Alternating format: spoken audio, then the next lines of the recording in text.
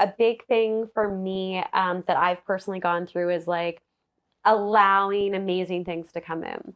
Like, what is your capacity to allow great things into your life? How fully are you open to receiving the blessings? Because we do block our blessings. And I think about being in that space of openness and noticing where we're at so that we can receive more love is really the foundation of everything.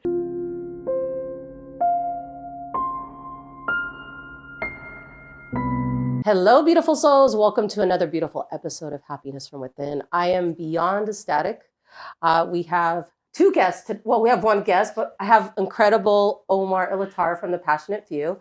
And we have our beautiful guest, Deidre, here. And our mission here at Happiness from Within is to help you come out of the darkness and into the light. So really excited for Deidre to share her story today. You're going to be blown out of the water. So I actually have her here, and Omar and I are going to be interviewing her. And you have to check out her book, Turn Your Light On. Okay. Hi, Deidre. How are you? I'm so good. How you doing? Good. Hi, Omar. Awesome. Excited to be here. Absolutely. Yeah, I'm excited to do this co-hosting with you today. Yeah, absolutely. It's an honor. So, Deidre, let's take us back. Where are you from? Vancouver, Canada. Oh, that's really far up there, huh? Just a few hour flight. Nice. And I know you are super excited because you came out with your book, Turn Your Light On. So growing up, can you walk us through, growing up in Vancouver, Canada, how you went from, being a girl from Vancouver who maybe didn't know about too much of this stuff to then, find your path in yoga, find your path to doing what you love to do here? Where did it start for you growing up as a kid? Yeah, so I was like a really sensitive kid growing up. My parents and everyone would always say, "You're too sensitive." I don't know if you've ever heard that before. You're too sensitive. And I was really sensitive, but my superpower was I always knew exactly what everyone around me needed, and I was always able to give it to them. And so that continued into my young adulthood.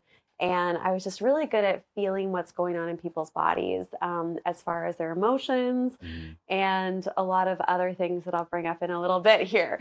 But I was just the girl that was friends with everyone. I didn't have a specific group. I was friends with everyone. And I was a really sensitive child. I had a lot of anxiety. I felt everything that was going on. And when I was about 19, I went to school. I went to university because I wanted to be in television. I wanted to be a broadcast hostess like my auntie. I was like, I want to work for country music television. And then I went to school for broadcasting, and I was covering a lot of things that I didn't really care about, right? I was covering interior design shows, and the Calgary Stampede was really fun. But there were a lot of things that just didn't really resonate on a deep level with me.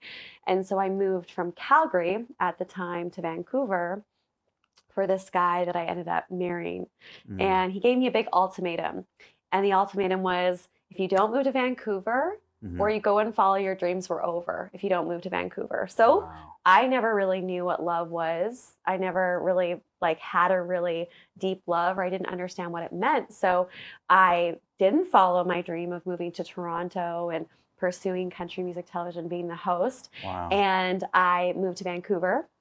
How old were you at the time? I was about 21. Wow. And I got married, and You were young. I was young. Ooh, really I was young. really young. Yeah. I was really young. But I think I really wanted that stability. I really wanted love. I think so many of us, we really want that connection with someone and love. And so I got married young, and if we go back 7 years ago when really everything shifted for me, it was an accumulation of a lot of things. But I remember this moment. I was standing in my kitchen, and I was putting my fingers through my hair, as I always do, us with long hair, we like to play with our hair. And I was like, something feels really off here. So I grabbed my phone, I raced to the bathroom, and I put on camera mode, and I start angling at the back of my head, like, what's going on here?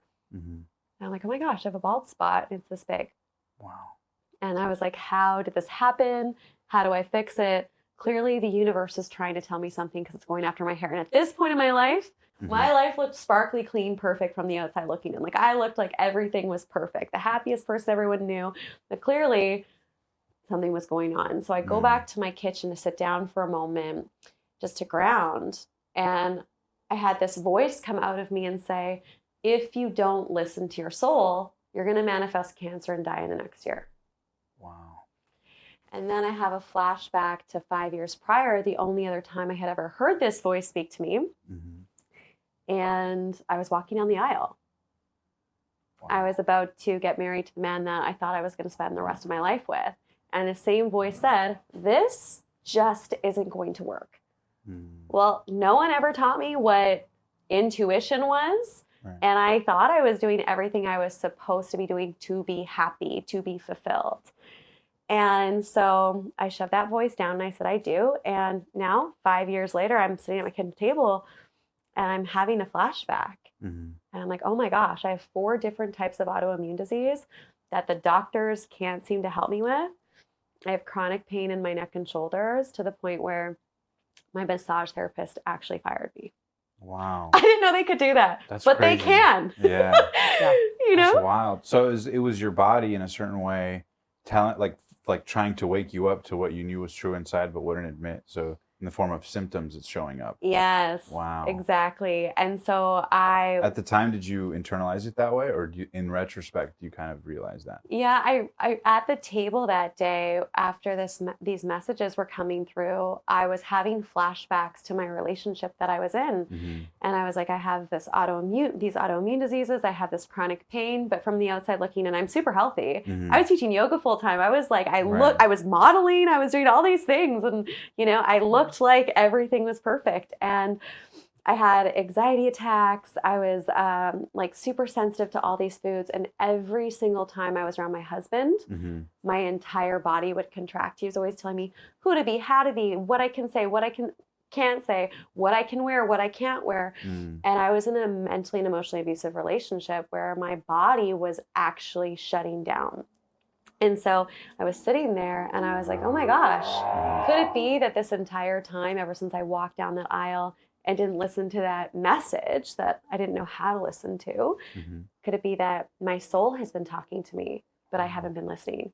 And so in that moment, I made a vow to myself that I was going to get radically honest with myself. I was going to have courage to sit with the shit in my life that I didn't want to deal with, the actions that I took that got me to where I was, and that I was going to start taking massive inspired action. And within just a few months of doing the deeper work that I teach in my book and in my programs and all of that, I was able to heal myself of 3 of those 4 autoimmune diseases. Wow. Yeah. That's just incredible. Gone. Yeah. And then my chronic pain went away. My depression went away. My anxiety attacks went away. And then eventually I had the courage to leave the relationship. So, the story of how I got into this work and where it all stems from, there's a lot of layers to it. Of course. Yeah. But that was a big turning point for me because I basically gave my happiness and fulfillment away to a relationship. And I had nudges, didn't know how to listen, and then I got really sick. And so today what I do is I help people listen to the language of the soul because it speaks through dis-ease. I've studied with shamans for over a decade now, and I help people turn their traumas and their pains into their greatest gifts for humanity. So that's where it started, or a part of it at least. Wow, that's incredible.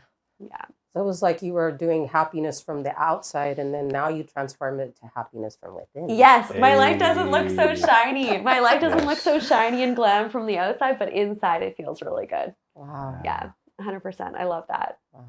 Yeah.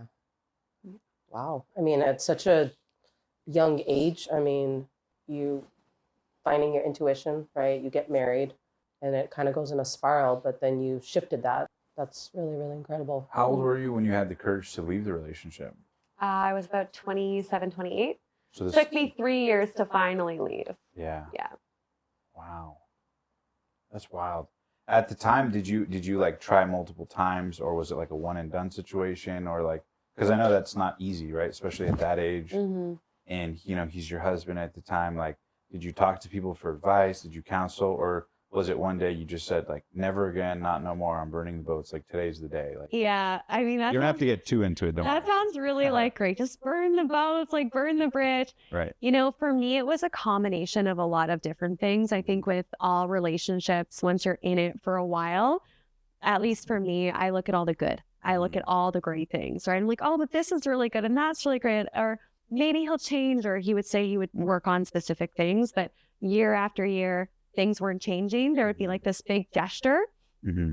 to be like, I'm so like this, I'm changing. And then the same behavior would happen. So it was about 3 years of me sharing, I'm not happy, this isn't working.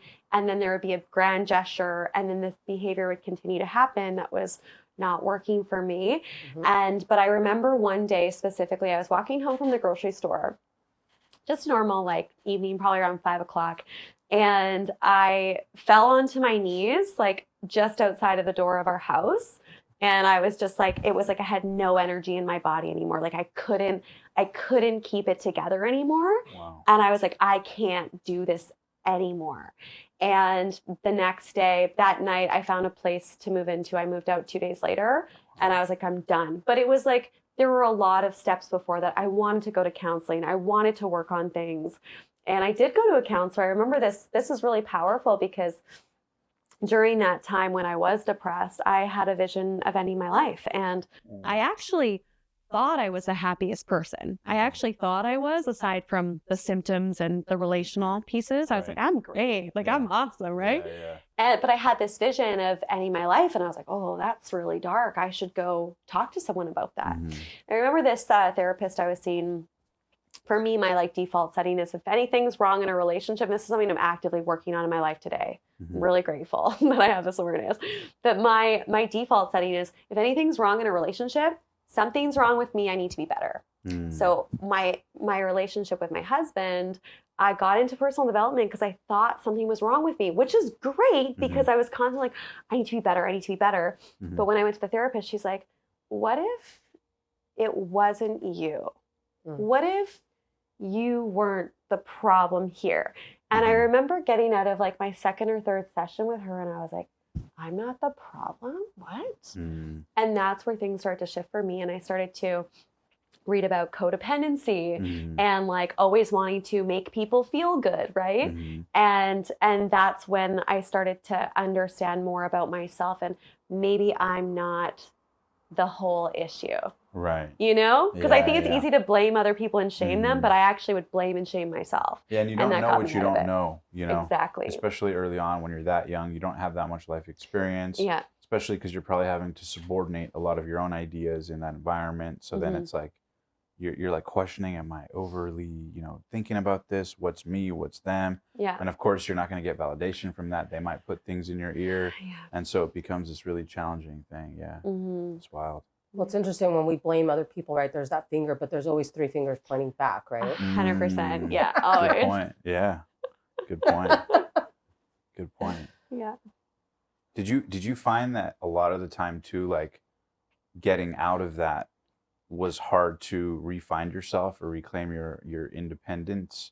Because after being in a relationship so long, like obviously, it's challenging to get out of it. And once you get out of it and you're on the other side, there's a whole new world of discovery, self-discovery. Like, what was that process like of turning on your light after the divorce? Yeah, you know what? It was actually, when I look back on moments in time, it's one of the proudest moments I have. There's some big moves that I've made in my life personally, and that was one of the greatest ones because when I got out of that relationship, I started seeing evidence that, oh, people really like me, and I am smart, and I do have things going for me. Because when I was in that relationship, I felt worthless. From the outside looking in, I had a lot of success, but internally I felt like nothing. So I started to get external validation of like, oh, okay, like, and I just went all in on coaching. That was the year, like I moved out and I was like, I want to be a coach. I stepped out of my yoga business, and I was like making my own damn rules. And I did this thing, and I still have it. And it was on my fridge. And I was like, okay. And in my apartment that I moved into, and it was like make my own damn rules. And I wrote down all the rules that I was going to live by. And I'm like, these are the rules that I'm going to live by no matter what. Wow. So I started filtering my life through that. And then one thing after another, synchronicities, everything just happened so quickly. And it was because I just decided to live my life by my own rules. To give yourself permission to. Yeah. Permission, because I never had that before. Yeah, I think that's what most people crave in life is like reassurance and permission. Like, is it okay if I do that? Are you sure it's okay? Yeah. Like, at a subconscious level, we do that with our own dreams. I'm curious if you don't mind sharing, what were some of those rules that you gave yourself that day? Oh, that you feel comfortable sharing? yeah. I mean, I wish I had it with me. It was like sparkly and cool. Yeah. Sparkly. I know sparkles. How about that sparkle? What was the ballpark of it, or what was the, like, if you have any, Like anything you remember from those rules? Yeah, I remember one of them was it's either a fuck yes or it's a fuck no. That was one of them. So there was no in between. It was like you're either in or you're out. I like that. So yeah. like being all in or all out instead of Yeah. half. Yeah. Exactly. Another one was Like lead with love, listen to your intuition, follow your intuition. I forget. There were a lot of rules on there, right? but they were all empowering and they were all exciting.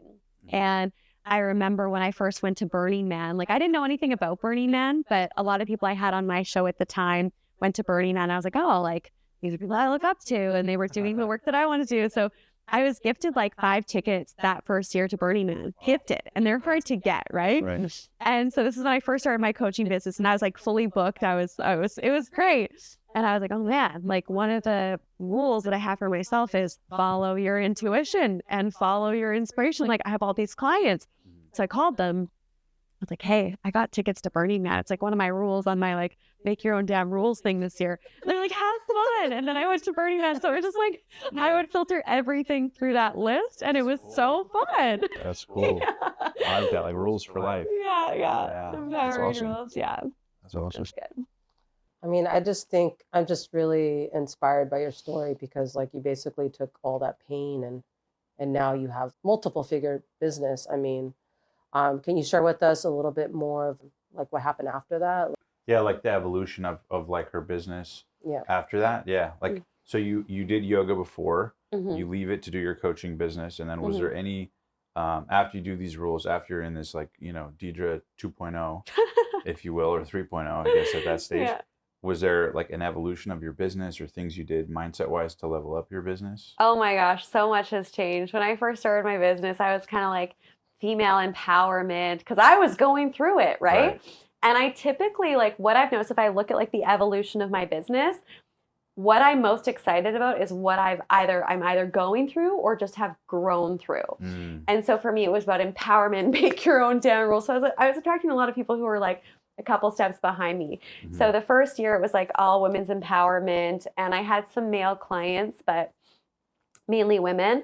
And then after that, it was like I was attracting a lot of men. And then it was very like masculine, and I was helping them with mindset and business and purpose. And then it shifted more into the turn your light on stuff, which is I had a vision of looking down on the world one day and turning people's lights on. I'm like, oh, I'm supposed to awaken people to who they are and help other planetary leaders do the same within their space. So it's just about listening to the nudges and following that. And now like my company is called Radically Aligned. For me, when I think about leaders and the people that I work with, radical alignment. If you are not radically aligned in your life, your business, your purpose, your impact is going to suffer.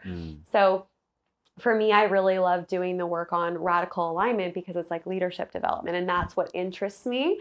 I love helping people. Like I love, talking about trauma and how when our trauma is transformed, it turns into our greatest gifts. And when I healed a big trauma of mine, I had this light bulb moment of, oh my gosh, unhealed trauma is the root cause of all suffering. And then I did a TEDx on it. And then I wrote about it and spoke about it. And then it became a movement now. Everyone talks about trauma, but I'm not excited about trauma anymore. I'm excited about leadership and like love and relationship and other things.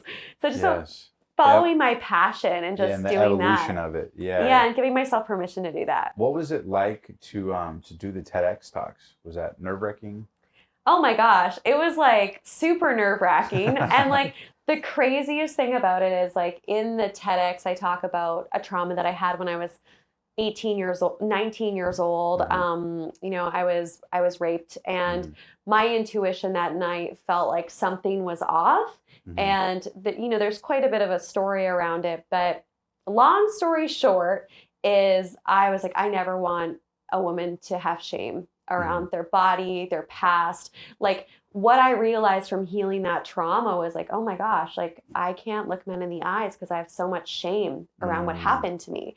And I would have this dynamic in my life where I'd get really good at covering up my body because I didn't feel safe, but I didn't even know I was doing that. So it wasn't until I healed that that I saw all the micro traumas in my life. And I was like, I never want any other woman to go through this. And I'm like, the amount of women who have been sexually assaulted or raped, it's significant. And so for me, it was like, now I have to talk about this. Every time I heal something or figure something out, there's like this feeling inside of me of like, I have to do this, but I didn't want to do it. I think there's a difference.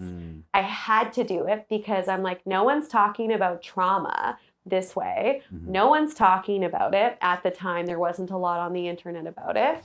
And I was like, this is the root cause of all suffering. And it is.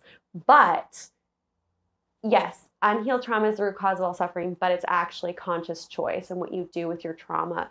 But the actual TEDx itself, like I talked about the night and I talked about specific things that happened. And I had so many people reach out to me after say, I was told the same thing right after I was a victim of that. That happened to me too. And I've had so much shame around it. And I'm like, okay, thank you. Like I'm so happy that I had the courage, but it was really hard because my dad and my mom were in the audience live. And I literally tell my dad the week before the TEDx, because they're flying to be there. And I'm like, hey dad, I got to tell you about something that happened when I was 18 years old. And he's like old school Italian. Like he's just like, why do you want to tell the world that? And I was like, oh my gosh, more shame, right? He's a great person, like big heart, but just like didn't know how to digest it. So I'm on the stage, I'm doing my TEDx live. My mom and dad are like basically in the front center and I can feel their anxiety. And I'm like, I have to say this. I have to share this. It was tough. It was really tough. And I had a huge vulnerability hangover after, but it was something I had to do. So that's how I live my life. It's like, if there's something I have to share, I just do it. Turn your mess into your message. 100%. Yeah, exactly. I love that. What do you mean by vulnerability hangover? Yeah, so vulnerability hangover, and this is the first time I ever experienced it. You pour yourself out there, you're all in, and you're doing the thing to go to your next level, your edge, right? And then at the end, everyone thinks like after you do a TEDx or after you launch a book or whatever the thing is, once you share your vulnerable story, you're going to feel great. But I actually I felt so uncomfortable that night.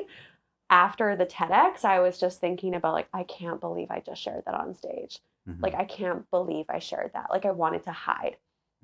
So it's like having a hangover from doing something where maybe you haven't expanded your capacity or your nervous system to fully give that message yet. Or I think for me, I didn't know I was going to have a vulnerability hangover. I didn't have a coach specifically coaching me on how it might feel after. But now as like a coach myself who helps people go after their dreams, I'm like, okay, you might have a vulnerability hangover. Like that's some heavy shit, you know? So it's just feeling really exposed and not really knowing what to do with it.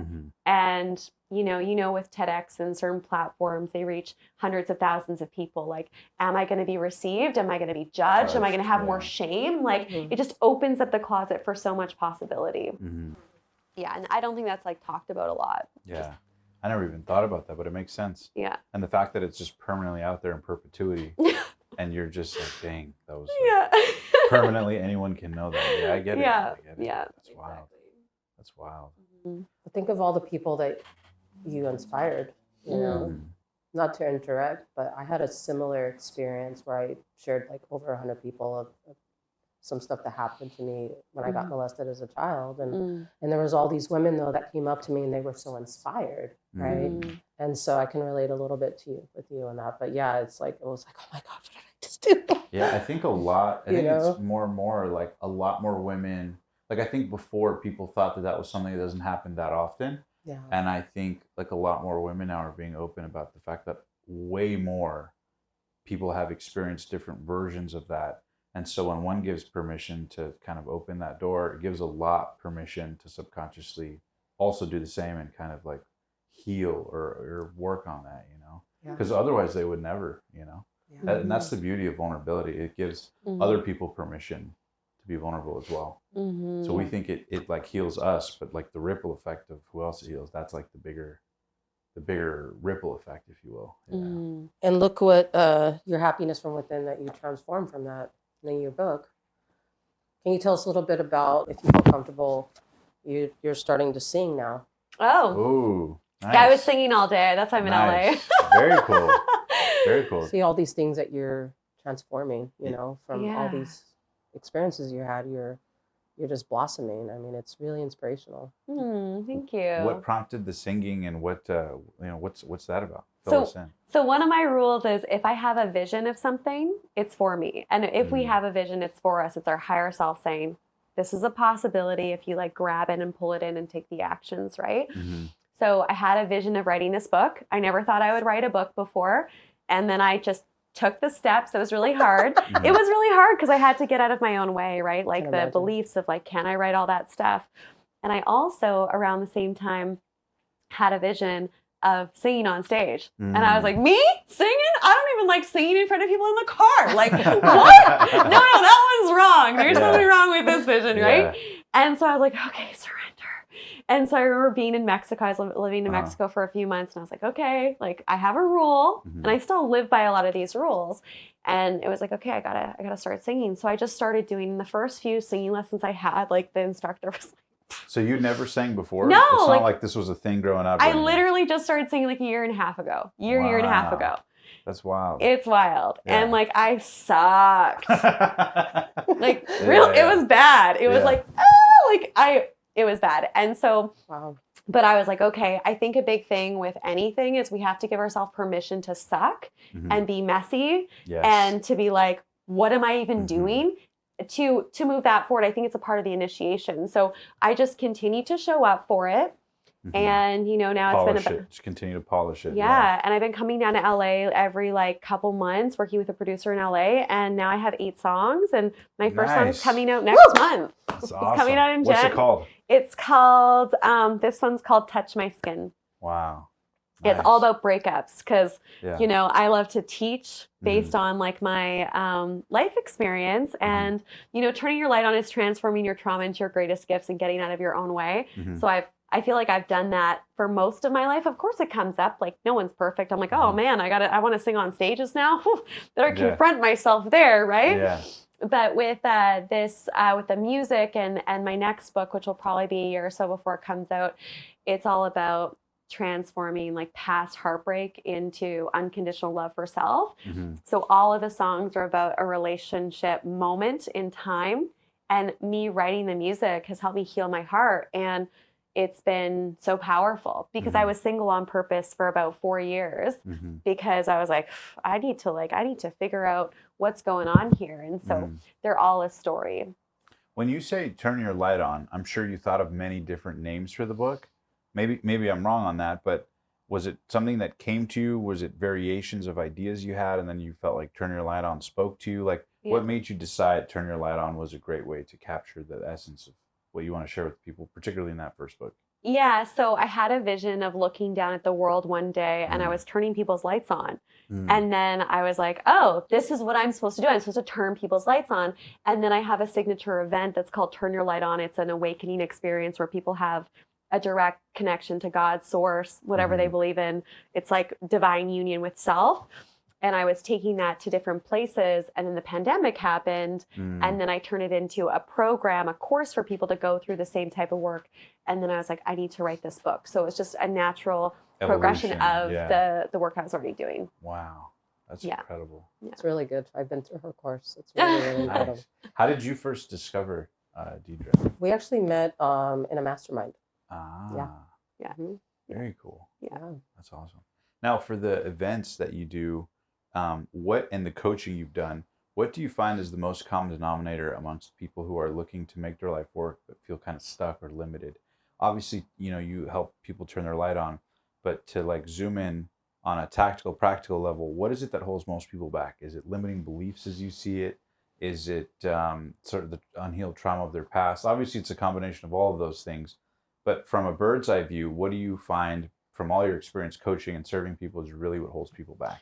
Yeah, that's a really great question. I would say it's the subconscious. Mm-hmm. The subconscious it's our programming. We're just kind of like a computer. We need to be upgraded all the time. Mm. So every next level of like impact, income, exposure, whatever that Health, is. Yeah. Yeah, it's like how much can I expand? And in the expansion of our heart, our message, whatever that is, as we expand, it can feel like anxiety because we're reaching our upper limit. So the reason why I love doing some trauma work, when I do trauma work with people, it's like fast, easy, it's moving forward, it's like completion. Mm-hmm. All trauma is it's something that's frozen in our body on an image, a thought, a body sensation, emotion, and energetic that becomes frozen that just needs completion. So there's a process that through the completion, now we have conscious choice. But until we have certain completion with our core traumas in our life, they impact our response. So if you're typically like with love and relationship, because I'm super passionate about that right now with everything going on, it's like if you want to attract love or have an intimate relationship with someone, but when they get too close, you run away, you push them away, or it never works out, well, you probably or potentially might have a trauma response from something that happened from when you were younger, that if it was just completed now in those moments of intimacy and connection with someone, instead of opting out or doing the thing that you normally do, you actually choose it. And we were talking earlier about something that I shared with you earlier around somebody.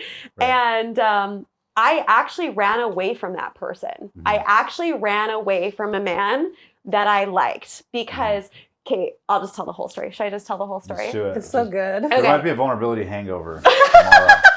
Let's do it. It's totally fine because we're just doing it. It's all good. So I was in Bali. I had a crush on a man, and he was showing a lot of interest in me. And we were finishing up a retreat, and he's like wanted to spend the day together and do all these things. And I just remember sitting at this location, and I was like, I have to go. And he's like, where do you have to go? Like, we just finished a retreat. I'm like, I didn't say I didn't know. I was like, I have a client thing to do. He's like, you have a client thing to do? Huh? And I like grab my bag. I put on my bag. I like walk fast, but it's like almost running. I'm like speed walking out of the location. She was sprinting out of there. I was going fast. Well, I'm just talking about trauma healing programming. Yes. Like, it's a funny story. Like, we would laugh about it if this person was here, but they're not. So I like get on my bike, I get on my scooter, and I'm scooting real fast, right? I'm like going out of the city I'm in, right? Like, I'm going fast. And then I'm like 20 minutes into I'm out of the city that I was in. And I have this moment, I'm like, what am I running away from? Right. So I pull over, I'm on the side of the street in Bali, and I'm like, I'm running away from what I want. And even though like I was doing the trauma work and everything else, I still wasn't ready for love. I wasn't ready to bring that in because... You weren't ready to do any great things. Great things were limited. Yeah. So I ran away from something that I wanted, but it was glaringly obvious to me at the time. And I see this a lot with people that I coach and work with, but sometimes we don't know it when we're in it. Like after that moment, I remember sitting with myself that night. I mean, like, I think I've actually ran away. Not actually ran away like that. Like, I actually ran away. But I'm like, I don't think I've actually ran away from a man before. And then I started to think about all these great men that were trying to be in my life, that wanted to date me or be good men. I was running away from them in other ways. I was like, oh, it's not right. Like, I would just... something would come up where it wasn't the right fit, but really on a subconscious level or a trauma level, I was like, I don't feel safe. And the relationship that I got out before I was single was very traumatic. I had some trauma releasing work to do. And now I'm in a new relationship. And after like 4 years of being mainly single, and I have conscious choice. Whereas in the past, I would run away and not even know it because love wasn't safe to me. So that's why it's important to go to the root and heal the trauma or complete it so that we're not running away from our greatness. I love that. Right? That's awesome. Yeah. That's awesome. That's awesome. Oh, it's good. Well excited, guys. I'm like, cool. Story time. Let's go. It comes around full circle. It's wild. Always does. How about for you? What do you think, Janet, has been like in terms of turning your light on? Obviously, you've connected with Deidre, and you've sort of like done a lot of the inner work too. What do you find for you helped you turn your inner light on? Because I know you came from lots of challenges as well, like turn things around for yourself. Yeah, no, it's a great question. Thank you. I think for me, when we had our session, because I went through her course, and then part of her course is doing like a one-on-one. Mhm. And when she told me, I might get a little vulnerable, but I'm going to share this. When you told me that you didn't think that I had really that much more trauma to go, like layers, right? Because before, I had my session with you, I had worked with a lot of different amazing coaches, right? Mhm. But when you confirm that, like, it was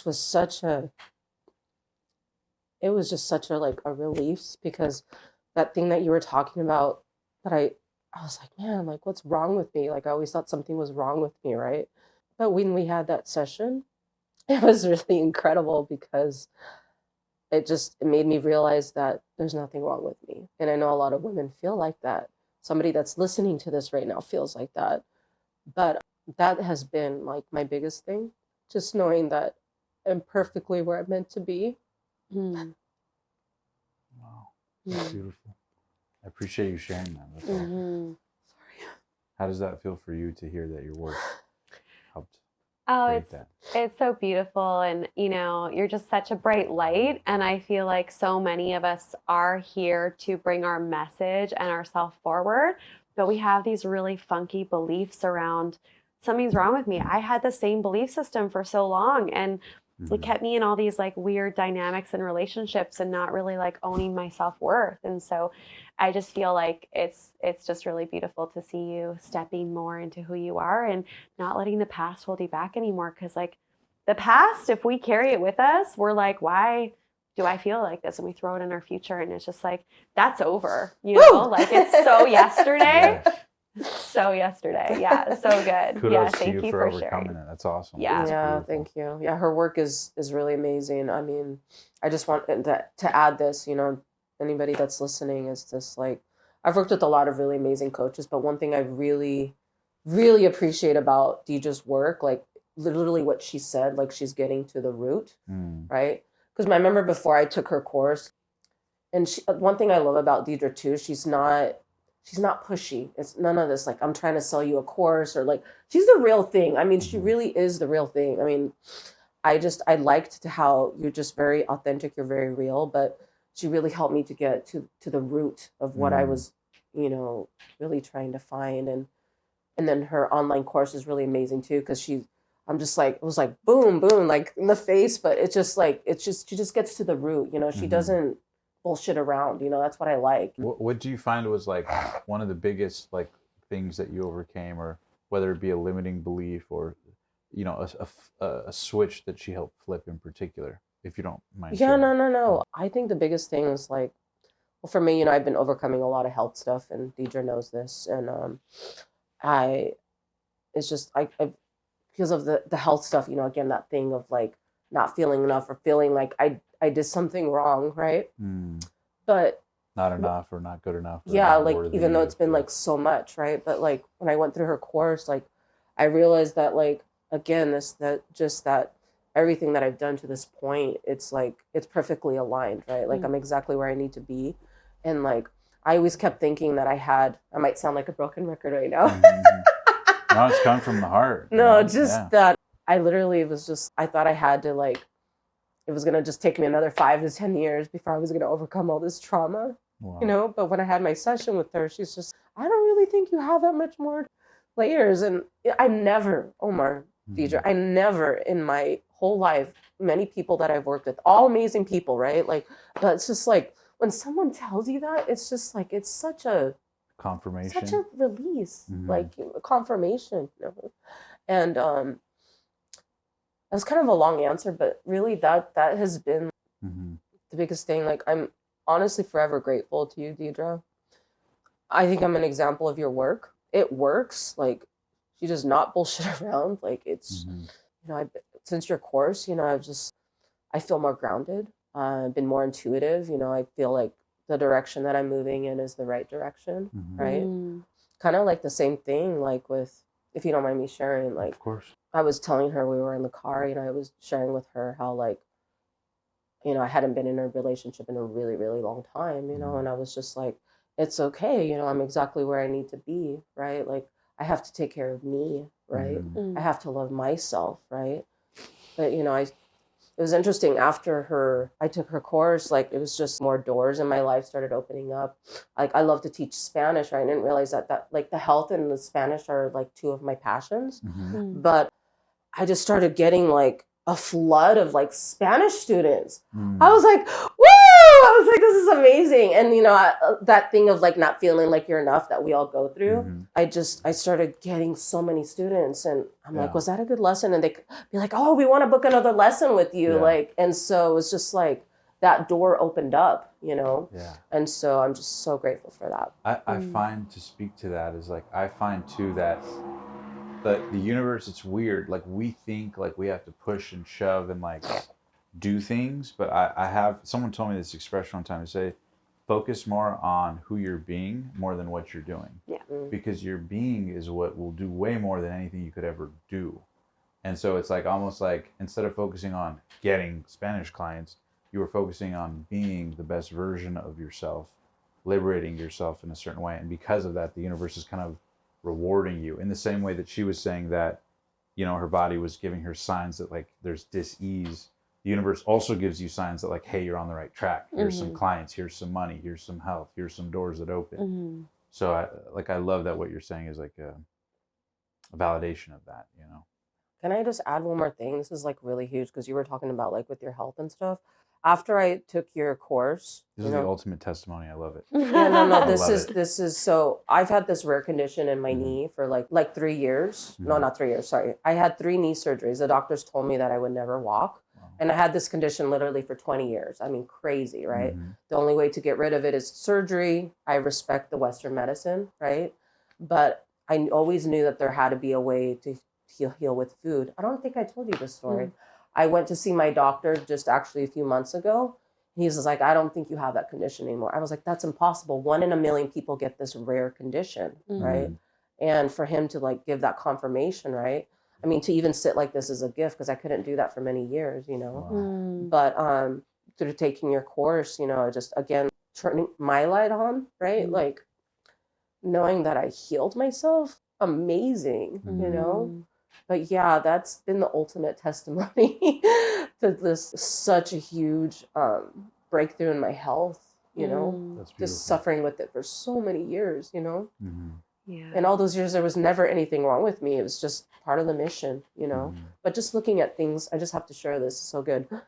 But since taking your course too and reading your book, Deidre, like, I just also like we were talking about this. I really want to add this. It's like I always was so like, how do you say, like not easy to let things go, right? Like you'd hold on tightly to things. Yeah. And so I just told her like I trust that whatever happens in my life, everything, you know, like career, you know, when the soulmate's meant to come in, right? Like I just trust, like I'm not gonna try to force things anymore, you know. I think that the right doors are gonna open when they're supposed to, right? Like with the Spanish thing, like I was just like, okay, if I'm meant to do this, then okay, universe, just show me. Of course I took the action. Like I gotta put myself there action wise, right? You can't just sit there and, I mean, you can sit there and chant and pray all you want, but if you're not taking, forget it. You got to take the action, you guys, right? You have to take the action. But when that started flowing, I was just like, yeah, this is where I'm meant to be right now. The holistic health coaching is a little bit on pause, which is fine. But she even told me, you know, just because you have a certain passion in something doesn't necessarily mean you have to, you know, go in that direction. You know, the Spanish lessons are what's flowing right now. And so I just trust that, you know, and not trying to figure out like, oh, does this have to happen? So that has been, if I have to say everything else, but that has been the biggest thing is just surrendering, just letting things go. You know, it's like, okay, this person doesn't want to hang out with me, and okay, bye. Putting those boundaries. We were talking about boundaries. Boundaries are so important, right? Because our time, right? We all have the same time, but how we value our time. Yeah. Right. I had a coach one time share with me that boundaries create clarity. I'll never forget that. Oh God, that's deep. That like boundaries create clarity because in a way of like by you like kind of like she's saying like fuck no or fuck yes. Yeah. It's like by you doing that, it either is like I'm not gonna have any of this energy affect me, or like let's fucking embrace it all, you know. Instead of the half truths and whole lies we tell ourselves living in the gray. Mhm. It's like either black or white. And like, there is a lot of power in that. Of course, we got to be flexible, but I do agree that there's tremendous power in that. Like some people say, let go and let God, you know? Mm. And most of the blessings in life happen, you know, not necessarily us controlling it. Like even if your dream partner that you think is your dream partner or whatever, Yeah. there might be something even better around the corner. But if you're so rigid, no, it has to be this way, it has to be this person, it has to be this way, you might not know the blessing around the corner. So by being open and flexible, that's where most of the blessings, most of the serendipities, coincidences kind of come into play. So yeah. Yeah, just to add to that, it was like, I remember it was like 3 years ago, I wanted to get this certain treatment for my knee, but just the money at that time just wasn't flowing, you know. And I remember one of my mentors at the time, she was like, well, maybe it's not flowing because you're not meant to get that treatment. And it was like a really super Wow. expensive treatment, right? I Wow. thought, okay, that makes, you know, a lot of sense. And then it was interesting. I did it on my own. I healed my body through, you know, food and different ailments, but I was like, well, I saved money, and then I actually didn't need that treatment. And later, actually, my intuition was telling me that that treatment actually would have made my knee worse. Wow. Yeah. So, But if you had held the judgment on like, oh, I'm not getting the money, like you would have spent energy on something that wouldn't even have served you to begin with. Whereas the universe was like, hey, like we don't even want that. But if we're not like open to that, we're blocking our own blessings. Yeah. I trip on that all the time too. Like sometimes I think about, there's a great expression. It says, I'm like full with these one-liners tonight. They're coming out. But it is basically like most people block their own blessings. And it was basically saying that that like the universe is perfect. The only thing that's imperfect is our perspective.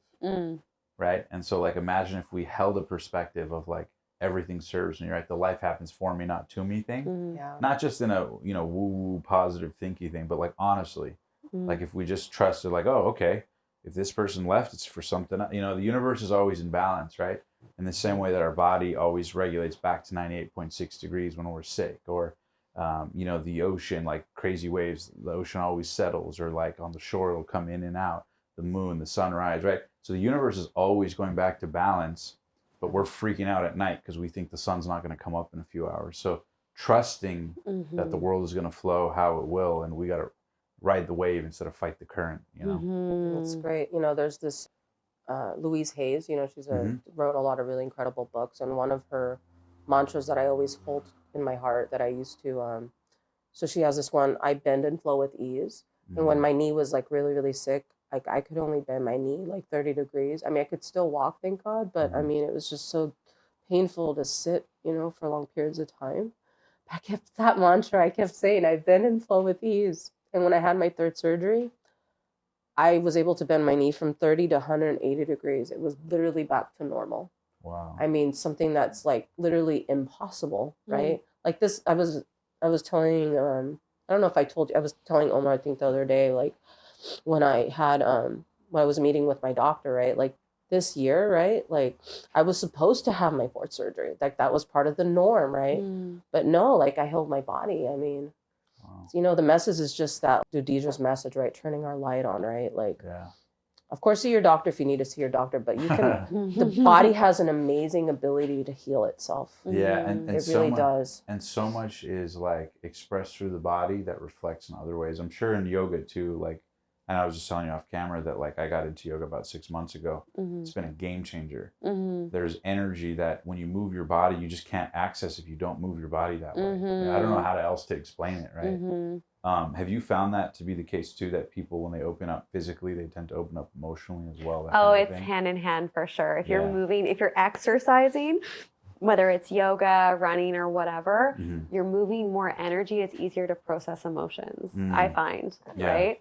You have some sort of outlet. But yeah, in yoga, I remember when I would teach yoga all the time, just people bursting into tears on the hip openers. It's like we hold on to so much stuff in our hips. And then when our physical body releases, we release. Yes. Yeah. So I think having the combination, we can do a ton of work on ourselves emotionally, but if we're not moving our body, energy gets stuck. Right? And so we have to have a bit of everything going on, but turn your light on specifically, like you were talking about turning your light on. I just want to share one thing. Yeah, please. Turning our light on is being able to see things clearly and know our path and take it. It's not being in the dark. When we're in the dark with our health, with our, not knowing if we're taking the right step, or we're distracted, or we're doing all of these things to sidestep who we really are, we're in the dark. But when our light's on, we're able to see. And like when you said about your physical body and healing, I've had people go through my course and say their back pain of 10 years is gone. And it's like emotional releasing and clearing of mental and emotional patterns that our body is storing. And then also the language of the soul. Like our body has so much wisdom that if we can trust God, trust flow and all that, but also trust our body. Like when I get a stomach ache, something isn't sitting well with me. And it's either I'm not supposed to go somewhere, or something just happened that triggered my stomach ache. And every time I take a moment to sit and be with it, I know exactly what it is. I remember the very first shaman I studied with like 12, 13 years ago. I thought I was going to a yoga class. I did. And my friend's like, hey, let's go to this thing. And so I get to like this warehouse. I'm there solo. Like she was already in there. I walk in and there's like, there's chairs in a circle. And then there's this woman who looks like a witch. She has white hair that goes from here all the way to the ground. And she's just sitting there like this. And everyone else is around in the circle. There's one spot directly in front of her. And I'm like, okay, I guess I'm not doing yoga. And I was like I was probably wearing like bright pink and bubblegum, like, Lululemon stuff. Like, okay, because I was a yoga chick, right? I was like, what did I say yes to? So I like put my yoga mat to the side. I sit down and she begins, and one person at a time, she's like, how do you feel in your body? One person at a time, bursting into tears. Wow. And I just remember being like, okay, I mean, I'm here, right? And she gets to me, and she's like, how do you feel in your body? Good. Okay, and she's like, try again. I was like, fuck, like I feel my like sit bones on the chair, my feet on the ground. And then after a while, and just like clearly I was doing everything wrong, she's like, we'll come back to you later. Okay. I was like, I got looking up the exit sign. I was like, how do I sneak out of here with everyone not seeing? It's impossible. I'm like literally she's like in front of me. And as I was leaving that day, I had my yoga mat and I was like, get me out of here, right? Like an hour or two later of everyone crying. As I'm leaving, my soul says, because I didn't consciously say this, when's the next circle? And I'm just as surprised as everyone else is, because like everyone's like, she's coming back? Huh? What's she doing? And so this one was a shaman, and she was the very first shaman I studied with, and I worked with her for a year. This was like 10, 12 years ago. And I started to learn the language of the soul. And a big part of it was like just looking at people's bodies and knowing what's going on. So I can look at people's bodies and see, oh, this is going on because there's a pain here, or a trauma here, and this is the cause of this. But also the more empowering part of it from the space of healing is like, I'm not a healer, but like I can show you how to heal yourself. So it's like understanding the language of the soul. So if we talk about turn your light on or awareness, it's like your body has a message. And when you listen to the message, the symptom often goes away. And I didn't believe this stuff until I started applying it into my life. And that's actually a big part of what helped me heal my physical body. Wow. And so it's like our pain has a message. And when we receive it and then take action on it. So honesty, courage, and taking action, things heal. And I've found that so many times in my life and people I've worked with. So it's just like so empowering to know that you can like heal yourself. What's your best advice for people to start hearing or deciphering the messages of their body? Yeah. So the first thing is like actually taking a moment to feel into the pain, feel into the sensation, and just be with it fully, like full presence, and ask yourself the question, like say to myself, what message do you have for me? And then you're like, thank you. What is the next message that you have for me? All the way to the truth. Just follow the cord all the way. Follow the way to the top. Yeah. And if you get into this process, I have a free meditative process online that I'm sure I can share with the listeners. It's you go through this process and you come into a space of oneness. And then you see all of the constructs of our mind and the rules that we create for ourselves on a subconscious level connected to things from our past that we need to just be like, oh, that's not real. And it's like, there's usually one main thing that we need to do to honor our soul. And then our soul's like, thank you. And like, as someone who I can speak to people's souls and spirits, and like, I'm very connected spiritually. I woke up to my spiritual gifts when I was 20. It's like the soul wants you to listen, and it will get you sick. And the body is the house of the soul. The spirit wants something totally different. Like, there's all these different parts of us. I love that. The body is the house of the soul. Yeah. I love that. It's deep. But when we can listen to that, it shifts. So it's just about asking. And usually it's a part of ourselves that we've been like, it's not okay to feel this way. I used to shame my emotions all of the time. Oh, I don't want to feel that way. It's not like I'm going to get shamed for having this emotion, whatever it is.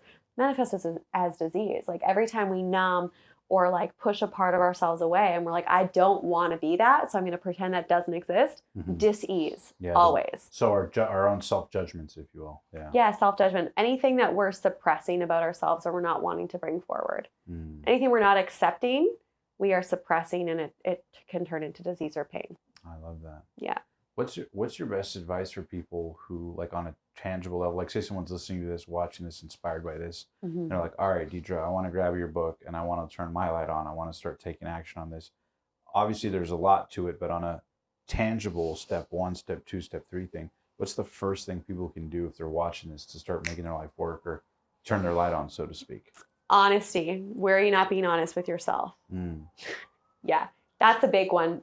It's really easy to not be honest and like do the sugarcoating, like, but all these things are great, but what's not working? Because if you have something, there's one thing that's not working, it's going to continue to not work. And then you're going to move, 5, 10, 20 years down in a relationship or a career or whatever, and it's still not going to be great. So you got to address what's not working and have honesty, courage to sit with things that don't feel good, because it's uncomfortable looking at parts of our life. I self-created that.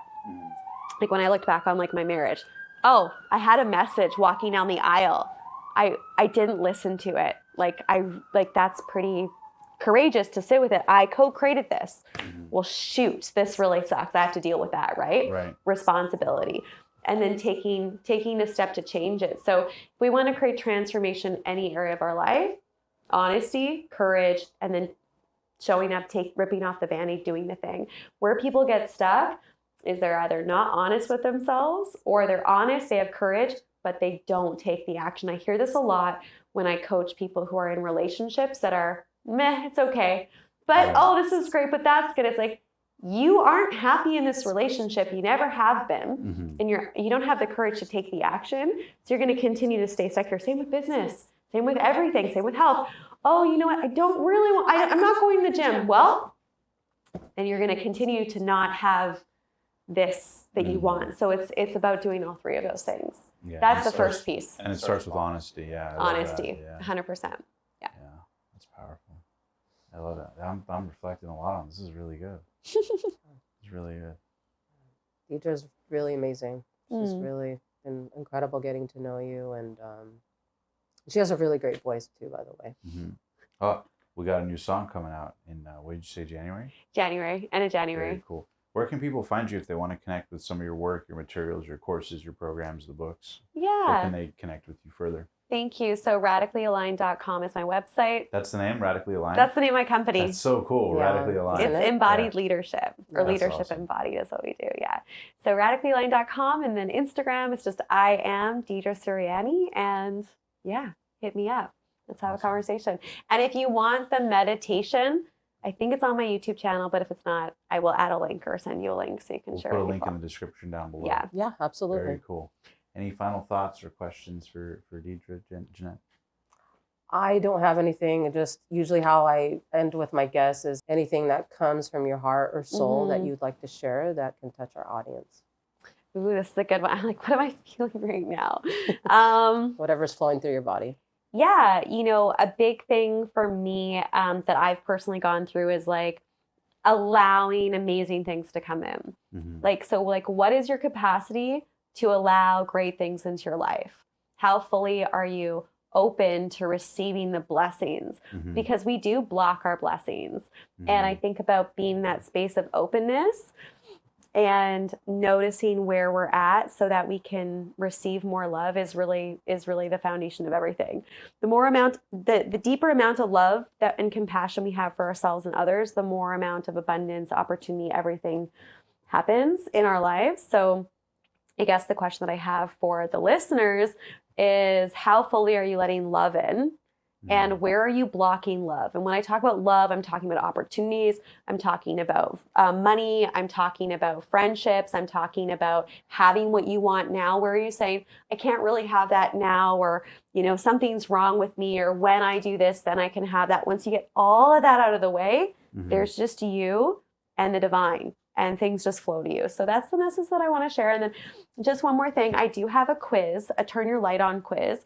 There's 4 different stages of waking up to the truth of who you are and who you're meant to be, and knowing the exact work that you need to be doing at the stage that you're at. So we'll drop a link below where you can take the quiz and find out what stage you're at. And thank you so much for having me. It's been so much fun. I love that. That's been awesome. Yeah. It's been a pleasure. I feel radically aligned having this conversation. Not just saying that, honestly.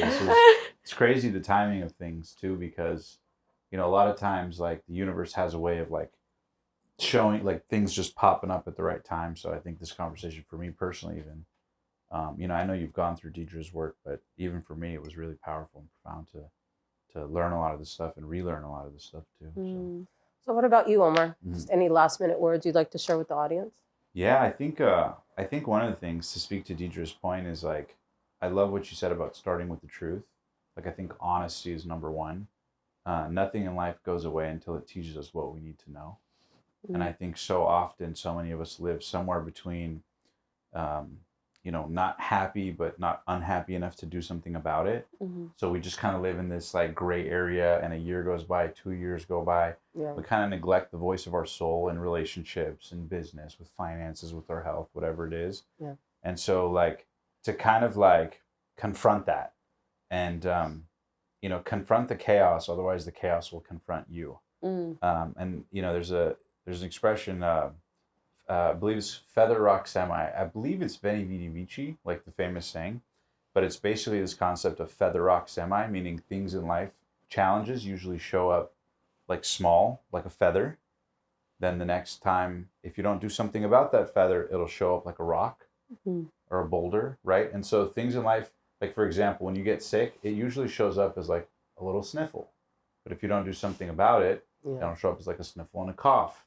But then later you're bedridden with a fever. And so things in life are very similar. A relationship, you know, maybe you get this nudge of like, this doesn't feel right, but you ignore it. So you go, but then the feeling gets stronger. You're sicker, you're more lethargic, but you ignore it and it comes back later, right? So first as a feather, kind of light, next time as a rock, but next time as a semi meaning a semi truck. It'll slam you because it'll be a huge consequence, a depression, a challenging time, the loss of a job or finances or clarity or mental fog or whatever. So I think that principle has really served me a lot. And I think that's something I like to share with people too, is confront the truth and realize that like confront the chaos or the chaos will confront you. You know, nobody's coming to save you.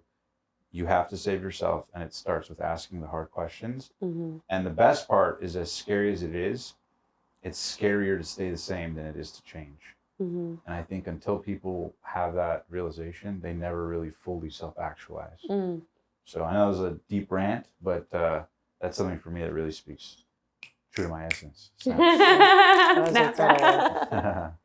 I just want to end first by saying the action part that I took for my health was, I really want to give credit to Medical Medium. His information has completely changed my life, and then with the work I've done with Deidre.